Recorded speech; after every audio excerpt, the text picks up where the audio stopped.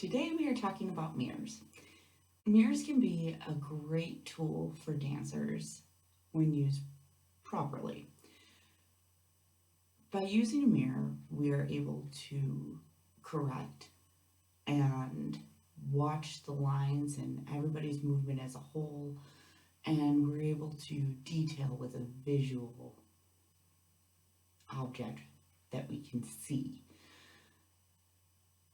However, you can also find some studios may not have mirrors, and that's not necessarily a bad thing either. When you take the mirror away, or you just don't have one, you wind up learning how to feel your body. You pay a little bit more attention to the movements you're making and learning how to self correct, which can be very advantageous for when you go out onto a stage and you're performing and you don't have a mirror anymore, so you don't have that reliance. So mirrors are kind of debatable as to whether or not you'll find them. Most studios will have mirrors. There are even different kinds. There are glass mirrors out there are non-glass, there's plexiglass.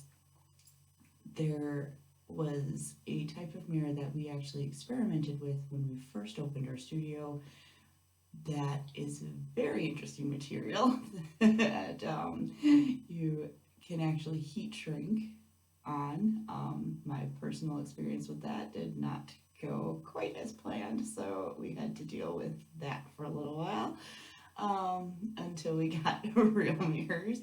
We wanted to be able to go over this with you guys because it can be a little bit shocking if you're training, especially now at home.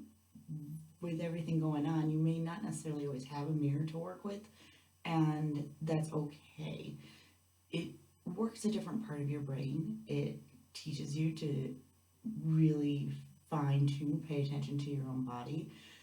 But at the same rate, you can also learn a lot by using a mirror. The challenge with mirrors can sometimes be we've become too reliant on them, which is why, in the case of our studio, we have curtains that we pull down just to get rid of the fact that the mirrors exist and we can focus better on our own movement.